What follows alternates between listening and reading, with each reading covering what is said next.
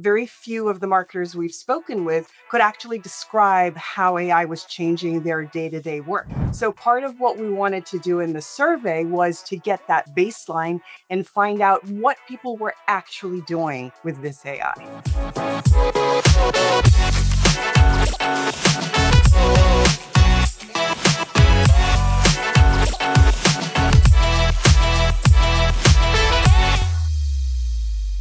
Hello and welcome to the Healthtech Marketing Show. I'm your host, Adam Turinas.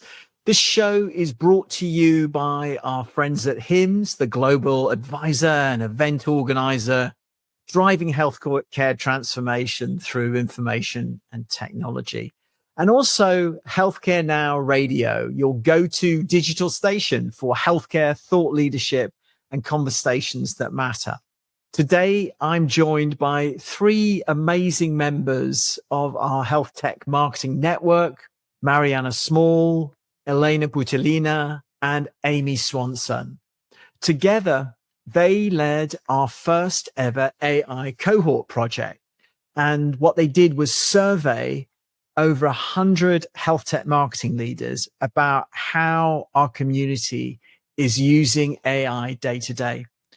We'll dig into what the data revealed, how widespread AI adoption really is, and where the hype ends and practical use begins, and what challenges marketers are facing as they try to make AI more than just a shiny object and into something of real strategic value. You're definitely going to come away with lots of ideas, and you can also benchmark how you think you're doing against the rest of the community. So on with that, on with the show. Mariana, Amy, Elena, welcome to the show. I'm so excited to have this conversation. I'm really grateful to you for taking the lead on a very important initiative. I think it's the first time that as part of the Healthtech Marketing Network, we've had three folks step up and say, hey, we want to take this on. So tell us a little bit about yourselves and why this was an important initiative to you. Mariana, you want to go first? Sure. Thank you. And Adam, thank you for having us and giving us the opportunity to, work with our fellow marketers and find out more about their interest in AI and where things were going. It was a really exciting study to do. So I've been in marketing for over 10 years in a variety of industries. And I have also a background in sales and operations. So it was really insightful to see exactly what everyone has been working on. So on the one hand, there's been this explosion of AI, interest everywhere. Everyone's talking about it. They're testing tools, they're attending webinars. But on the other hand, very few of the marketers we've spoken with could actually describe how AI was changing their day-to-day work. So part of what we wanted to do in the survey was to get that baseline and find out what people were actually doing with this AI. It's great. Thank you. Mm-hmm. Elena. Hello, I'm Elena Putilina. Good to be here. Thank you, Adam. So on my end, I grew up through product marketing, and then I switched to analytics and enablement and more of a tech end of this exercise. And I do a lot of work on healthcare data and AI. So naturally, when I found out about this work stream, I had a lot of interest in how does marketing community use AI? And much like Mariana said, there is all kinds of hype. So I wanted to help to get to the bottom of it. Amy, how about you? Hi, thanks for having me, Adam. Amy Swanson. I have been in healthcare marketing for about 15 years, and I also have a little bit of a product and sales background as well. When I thought about this study and just what's happening, this AI kind of landscape reminds me of the movie Everything Everywhere All at Once, where the search for meaning and connection amidst the chaos can either end in dread or it can end in good. And so AI felt very similar in that it can be disorienting and infinite, but also full of possibilities and benefit. And AI literacy, that understanding and ability to engage with AI in a meaningful way, while also retaining that human connection, was something to me that was very compelling. And I think will help us to understand, but not only understand, but also navigate this really complex everything everywhere all at once AI landscape. Yeah. Well, it was a very successful survey. I think we sent the message, invited a couple of hundred people, and we had, think 110 responses, which is remarkable. It just shows the level of interest. Mariana, maybe you could start off by telling us a little bit about the state of play, how AI is actually being used across the community of health tech marketers. Absolutely. Thank you, Adam. So, one of the things that really jumped out in this study was that, unsurprisingly, 93% of respondents are actually using AI in some way. But when we actually dug deeper, it's clear that the usage is really tactical or exploratory. Well, I should say full 2/3 described using it, but for copywriting, image generation, quick brainstorming, and very few are actually embedding it into their core workflows. So it's not we've transformed how we're doing campaigns. It's more like, oh, we're using ChatGPT to run the first draft a lot faster. It's really a classic case of like high experimentation, but low integration. So we're still really in the infancy. I actually to jump in here and just say, not only that, but we all are experimenting with 8, 9, 10 tools. And it's all like this experimentation phase where we are yet to find a winner. And everybody is looking for a winner and nobody knows where the winner is. Mm-hmm. Yeah. And it's like a moving target the whole time. I mean, there are all these new tools coming out. Everyone's saying their tool is the best. So I think for marketers, it's really challenging to try to keep up with the volume of information, of new technologies, of new ways of doing things, and also running our normal day jobs with budget cuts, with, fewer resources. So it's been really challenging, I think, for marketers and most people in organizations to keep up with all these changes. Were there any tools that stood out, maybe in the verbatims? Yeah, absolutely. So unsurprisingly, of course, ChatGPT, Jasper, Canva AI, and Grammarly, mostly for day-to-day tasks. And people are dabbling in the native tools in HubSpot or Salesforce. There's a lot of curiosity, but not that much confidence. There's very, very light integration. So everything now feels as if it takes a lot of manual effort. People aren't in a flow, if you will, in the way they're using AI and amongst themselves and their teams. Yeah, I will say that what I thought was exciting is just the fact that people know they need to be experimenting. The tools that they're using probably are not that surprising or that relevant at this point because every day, I get 10 different tools sent to me. Please try me, so it's really an exciting time, but it's a time for a lot of exploration. It is completely overwhelming. Well, finding a whole other job.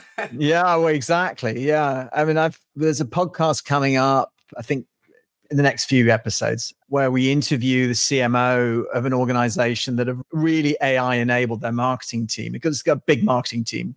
And I think he was able to do it because he had one person on the team who was kind of a maniac with a mission, who has been experimenting with so many tools, but had a kind of a clear idea with the CMO on how to implement it strategically, but very few. I think when you looked at the sort of the level of, I think there was only 7% of the organization said that they were using it in a strategic way across the whole marketing team. And everybody else was sort of varying degrees of experimentation. I mean, one of the most provocative findings that came out of it was that no one is really measuring the impact of AI, at least not beyond sort of basic productivity measures. I mean, what's going on there?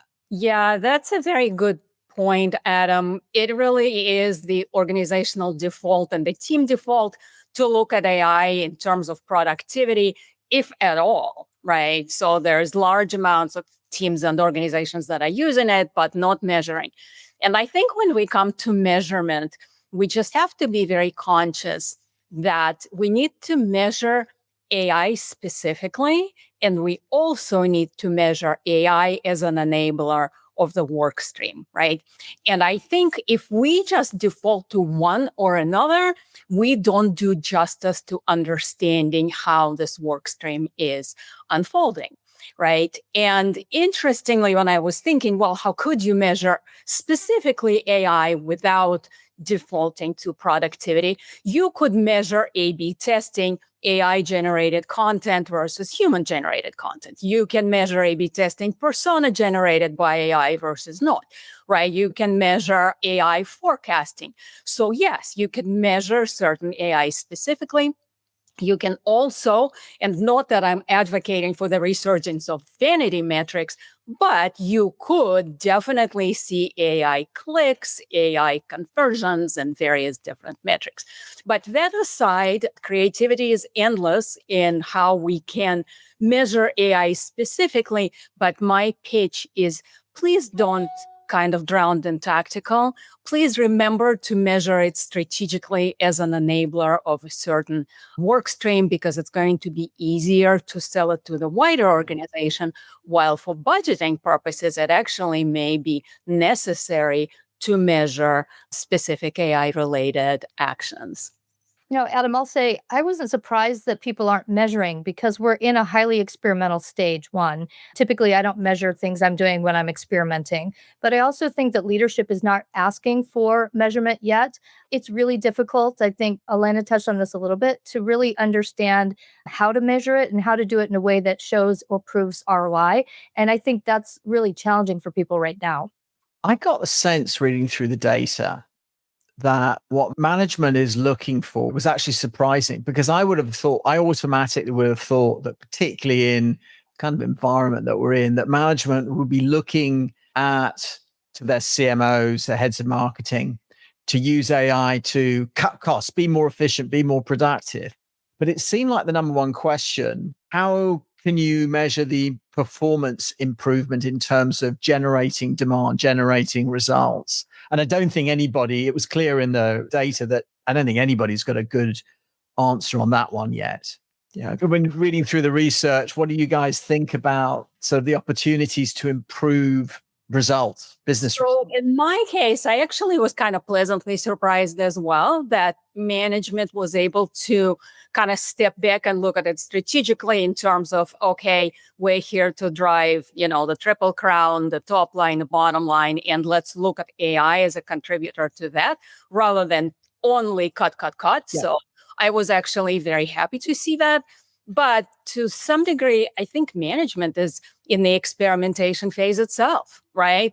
Why do we think that they know any better than we do? They have less time to think about it than we do, really. So from my end, I was actually quite happy about that. And I just thought that we have to be diligent in finding these measures and share across and help each other within the community to best answer management and to encourage management to stay with commercial implications more so than just the P&L one.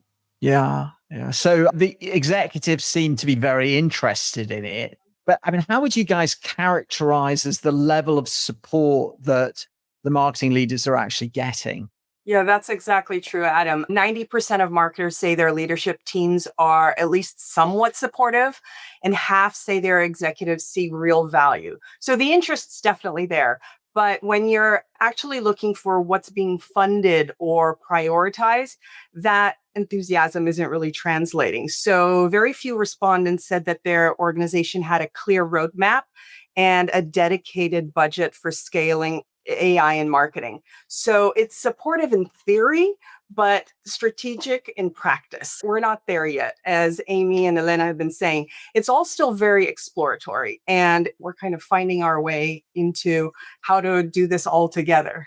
Yeah. There's been quite a lot of research lately that's coming out that's showing there's frankly an overquoted study from MIT that said 95% of enterprises are saying that their AI initiatives are failures. I mean, when you dig into it, it's actually not quite really it's an overblown headline.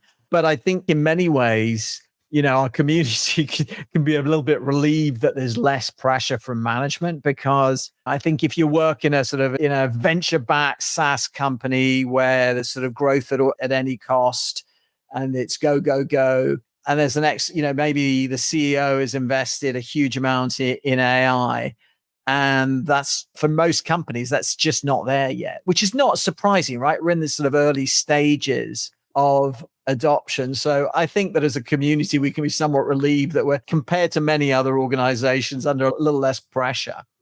Agreed. You know what I would do if we were in a conversation like that? I would invite the CTO to chime in, because that's the person who is going to say, hey, calm down a little bit. Yeah. We can't integrate, right? So that is where the cross-functional kind of perspective comes into play in a good way.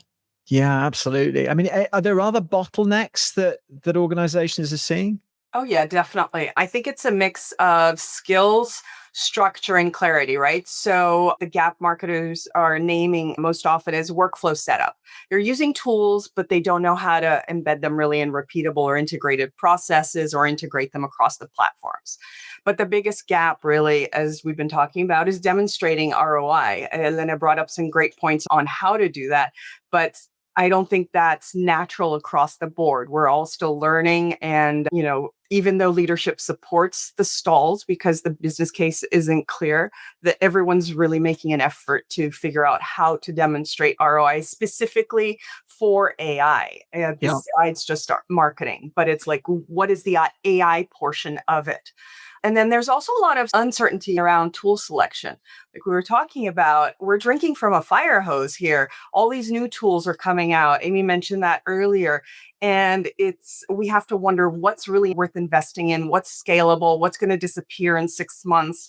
And with the ease of AI and creating new tools and apps and this and that and the other, it's really a challenge to want to test everything that sounds really great. But when you get in there and you see what's actually working, maybe the claims aren't 100%.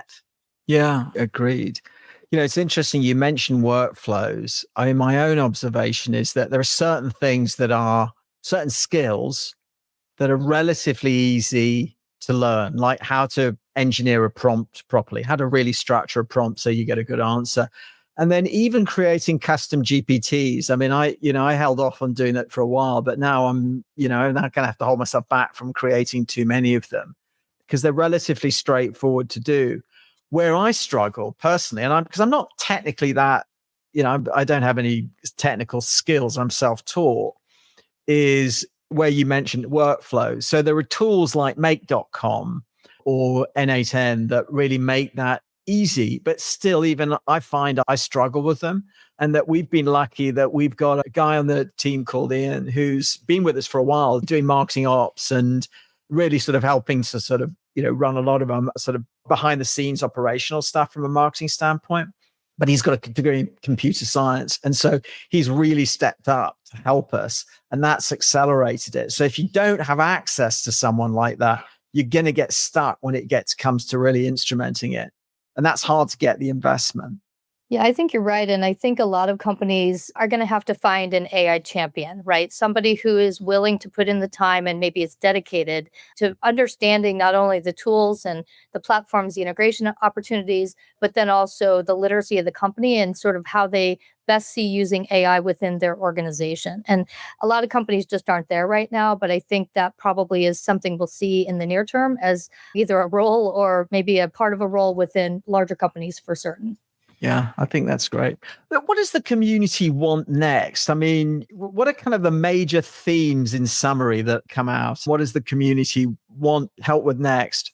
I can take that, Adam. Some of the things that the community told us they wanted was one, AI-based search, which to me was the most immediate need just based on some of the metrics and the patterns that we're seeing. Another that had a lot of interest was future skills development. And I think that's really, not only AI literacy for individuals, but then also within teams and organizations. And if we look at just so many questions around what tools, as Mariana said, how we use those and what have you, while repeatable workflows popped also, I think there are still many, many questions around the best tools, the best ways to integrate, and a lot of things in terms of operationalizing what AI can do within a company. And we'll say, I think back to AI search, one of the things that I've been looking at is, can we really trust the quality and accuracy of some of the AI summaries that we're seeing? Which channels are really being prioritized for those summaries, and are they the right ones? And, are the reliability of the content, is it there yet? Right. So I think the last thing that popped, if I'm not mistaken, was governance and ethics. And I think especially as it relates to healthcare marketing, we want to make sure that, we are getting repeatable or robust frameworks that really help us understand and minimize risk as well as operationalization, but that, we're getting guidance to ensure the ethical and responsible implementation of some of these technologies. Did I miss anything, ladies? Yeah. So let me just summarize it. So it's AI-based search, number one. Number two, future skills development. Number three, ability to create repeatable workflows. And then fourth is getting your arms around governance and ethics. I think that's what you said. That makes a lot of sense. As a firm, Health Launchpad's been going through some pretty significant, we've got some pretty ambitious plans for what we're trying to do with AI. But one of the first things we did was to create an AI policy. And I used AI to help me do it. So I hope in the hen house there. Yeah, exactly. And maybe the sort of ChatGPT's thumb on the scale. But part of that is also then setting up an AI council. So we're in the process of doing that, of having some outsiders take part in that. But, having good policy on governance, like, for example, for us as an agency, what should we be doing in terms of using documents that we've received from the clients and uploading that into a GPT to help create work for them? And so we try to be as thoughtful about that as possible, because you don't want to do harm. There's a horrible story I heard the other day about, it was like a big group call where there were like 20, 30 people on the call, and somebody's Otter AI recorder was in the call and nobody noticed it. And apparently the Otter AI then used the transcription to train its LLM. And then somehow there was a breach in confidentiality and it was sourced back to that. And it's like, as an agency, that would be catastrophic. So we're trying to be very careful about that. Things like we've even invested in an anonymizer, a tool so that if we put stuff into a GPT, it's scrubbed before it goes in. You can also do things like use a team version of ChatGPT, which means that anything you put in does not train the LLM. I just think it's important right now to do belts and braces. So I think that the next topic I want to get into was this whole area around personas, sales enablement, and search. I mean, these are some of the areas that sort of seem to be particularly interesting topics. I mean, what have you guys sort of seen in that area? What are some of the things that you've been hearing about there? Well, we definitely heard that AI is used very successfully for persona creations, right? So that actually came up quite a bit. Search, Amy just talked about. So there is great interest. There is a lot of intrigue. A lot of respondents are looking for help and looking for agencies in that. And we know that a lot of agencies that used to do SEO are now changing to AIO, SEO, GEO, all of the above. And there are also some specialists, coming up straight into AI search. So there is definitely a lot of demand in conversations for that. And a lot of respondents stating that their SEO is down. So there's definitely, just like Amy said, that's definitely a thing. One of the most interesting companies that's getting a lot of attention is called Evidenza. Have you guys come across them? So Evidenza I think they call them synthetic buyers or synthetic personas. And they have a whole system for creating personas that you can, as a customer, question. So you create the persona for you, and you can go out and you can interrogate it. So let's say you're running some test advertising. You can say, "Hey, persona, what do you think about this?" I mean, that's a very simplistic example of it. I think there's a lot of potential there. We created a persona GPT, really detailed. The person who created spent hours engineering the prompt so that what comes out of it's really detailed. And it's so powerful what you can do with it, particularly if you load in, like if you take some customer research and you load it into it, you suddenly have something which is not just kind of a generic persona, which looks kind of cool. But it's just like, wow, it really feels like feels like you could almost use it for doing one-on-one interviews with it. It's incredible what you can do. The SEO AIO thing is really interesting. I've found that I've written quite a lot about it to the point I think getting starting to bore people about it. But we saw a big drop in our SEO traffic, but it's sort of been made up for in terms of the drop has been compensated for in traffic that we're getting from the answer engines. So we haven't maintained a growth rate. We were getting like 10% month on month growth rate from SEO. That stopped, but our traffic's flat and the drop in SEO has been made up from AEO. And I think it's because a lot of what we were doing from an SEO standpoint works well with the answer engines. But if you kind of learn that the other things that work well, you can start to see your content come up in the answers.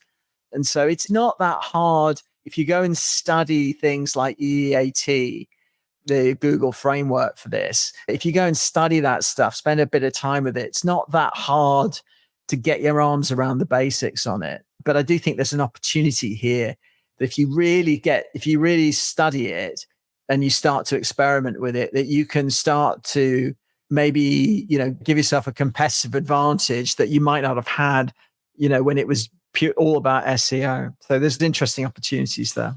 Okay, let's move on to the last topic, which is about being strategic versus tactical. I mean, we talked about it before, there's a bit of a maturity spectrum. Where do you think people are?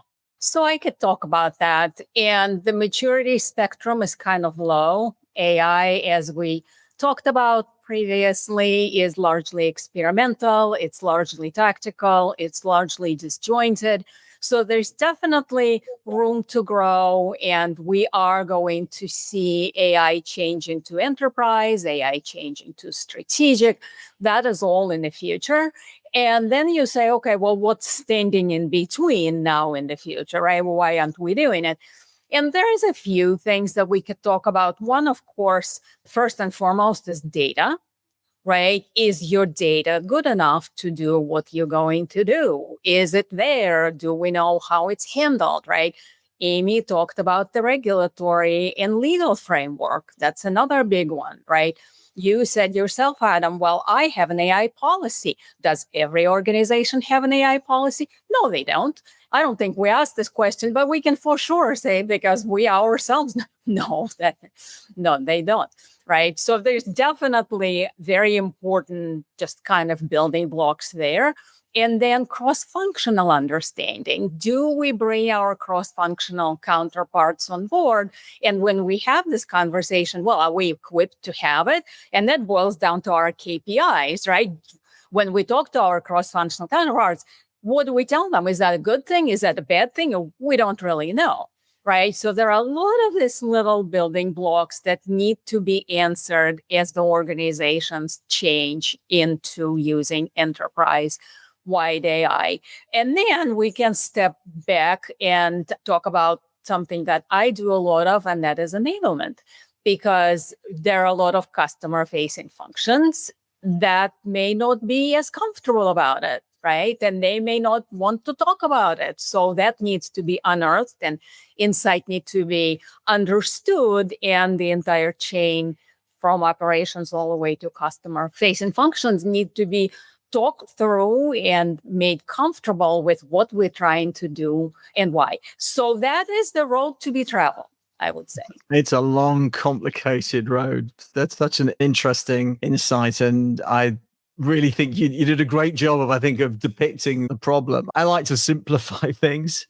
And something that occurred to me the other day is there's kind of 3 stages that you go through. And that's, at first, it's what can you do to make what you do easier? So, if you've got something that's like writing a creative brief or creating a persona, there's a lot of grunt work that goes into it. But if you can take your insights and take some research and synthesize it, you can make it easier to create those documents. That's kind of like a basic thing. And most people are doing that. I think the next stage is better. So it's like, okay, I'm using this to create personas or creative briefs. How can I create better ones than what I was doing beforehand? Something that is better than what we can do. So maybe it's synthesizing lots more research, or it's, making an update dynamic. I don't know what that is, but it's better. I think that's the third stage, is creating new. And that means that once you really start to get hang of it, you start to see the opportunities to create new things.